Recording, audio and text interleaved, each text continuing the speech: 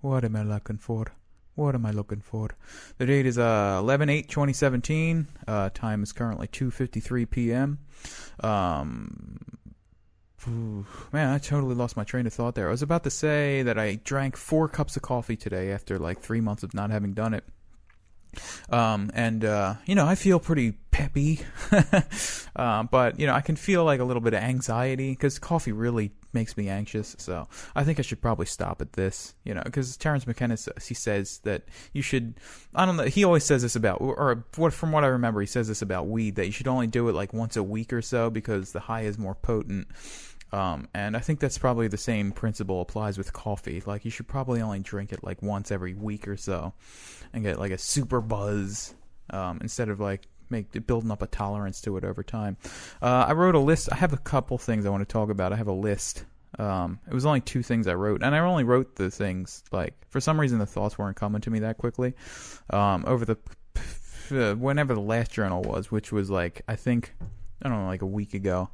But okay, here it is, journal topics. So I wrote a couple of, actually I think I wrote one last night and then one today, but the first one is Tom York head swelling, lucky, dizzy, yet somehow coherent defiance. It was this, I keep thinking for some reason about the song Lucky by Radiohead, I'm not gonna sing it, but if you know the song.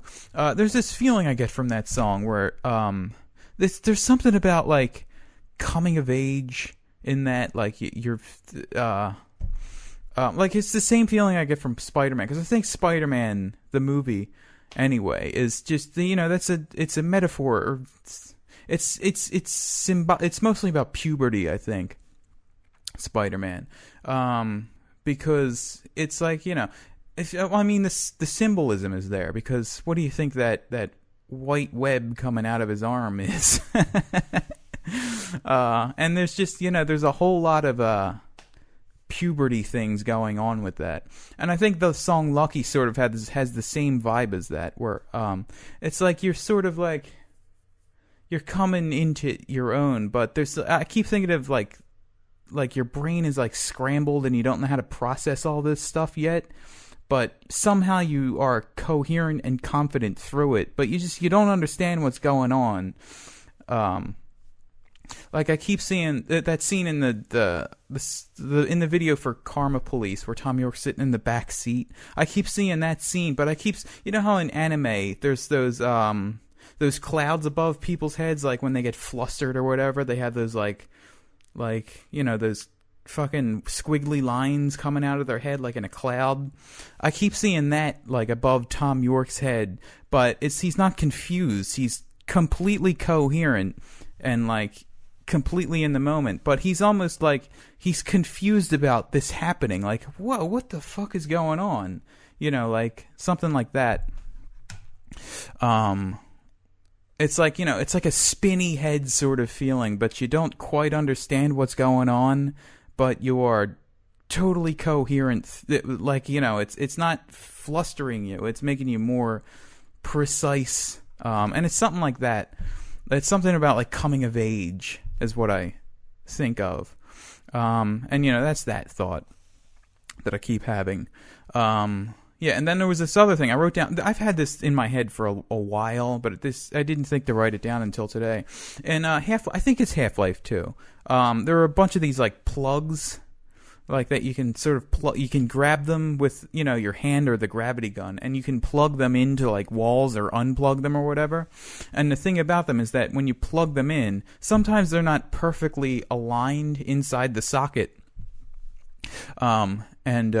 Like it's sometimes off to the side a little bit. Sometimes it's it's on top, but sometimes it doesn't matter all the time because it goes in, and it's just it's imprecise, I think is what I'm saying. But anyway, for some reason I keep seeing myself under the ocean, like as a diver, and there's all these like little Half-Life 2 plugs down at the bottom of the ocean, and I'm trying to like plug them in as precisely as I can, not having them off center or anything. And it's so hard to get them in the center. Like even like close up, like there's always going to be a little bit of like fuck up, It's always going to be off to the side or something. But I was because I was thinking of this all the time as I was making the album, and what I think it means is when you're that close to something, like if you're making something, you're going to be close enough to see imperfections that other people just aren't going to see. And so you should do your best to make them as precisely perfect as you can. Even if you can't get it perfect, just, as close to perfect as you can make it is what you should aim for. And that's what I think that's telling me. Because, once you're away from the album, you're not going to see the imperfections anymore. So, or not the album, but just whatever you're making. You're not going to see all those like little imperfections that you see when you're up close to it. And so you should do everything you can to just... Because, you're not... There's always going to be... It's like Jordan Peterson says, there's always going to be snakes. You can't do anything about all the snakes that are there, but you should... you should minimize the snakes. Get it as close to perfect. Because I have this saying. This is one of my sayings that I always say to myself is that people want to see your best attempt at perfection. It's not going to be perfection, but people want to see your best attempt at it. Yeah. And there's another thing about that thought too. Is when you do that, when you're that close. When you're that precise, like when you're right up close to something and you can see all the imperfections, there's like profound effects by even the tiniest little detail that you get right. It creates these fucking profound effects on things. Like if you get like a millimeter wrong, if you're a millimeter off sometimes, it can completely collapse something or just make it fucking grow into like a monster.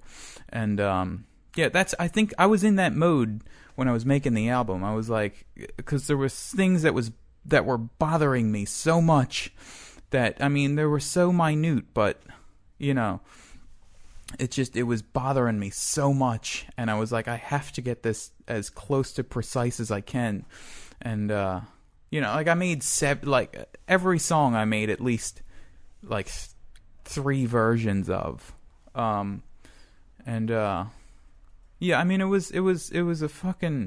was a very difficult thing to do. And I have I'll probably release, not that anybody cares about it now, but, I'll probably release some of the stuff that I did, because there's so much that I did to like get to the album, like I made like 13 like 10 like around 10 demos like in leading up to finally recording the final versions of the songs, because I wanted the songs to sort of like grow slowly like a plant. That's a whole other thing where I make seeds and then I keep watering them until they... I know that's corny, but whatever. So that was the second thought. I didn't have a third thought to talk about, but I'll think of some more, I guess. So what did I do today? I drank the coffee. Pretty jittery. I'm still like high on coffee, but I put butter in the coffee just to because I saw like something about MCT oil or whatever, and that there's MCT oil in butter, and I was like, I want to try this because I'm trying to be like keto now, it actually tasted a little better. The coffee's black. It's just black with butter in it, butter and cinnamon, and coconut oil I put in there too, it tasted like pancakes. For some reason, I was thinking of pancakes because I guess the blackness of the coffee mixed with the butter sort of reminded me of maple syrup. But it was cool, and I'm definitely losing more fat. I'm like 3 weeks away from a 6-pack. I can't even. It's ridiculous how much fat is coming off, and also how much body hair I'm losing. That's a little disconcerting. I don't know if that's the right word. I'm pretty sure it is, but I'm always iffy about the word disconcerting, and also I'm iffy about the word leery and weary, because it's like you want to be because weary I think means tired, but leery is like you're sort of I don't want to quite do that. But I'm always afraid I'm saying leery. If I say leery, it's like the wrong word, and I don't know why that mix-up happens. I'm a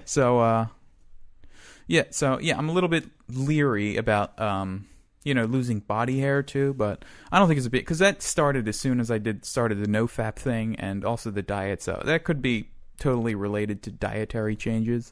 And plus, I feel like if I had cancer or something, that would have popped, because I've been having all these crazy symptoms for like 5 years, and they're actually going. They're 99, 95, 98% gone. And so I feel like if it were cancer, it would have showed up by now. So, okay, we're up to 10 minutes, 10:30 actually. So goodbye.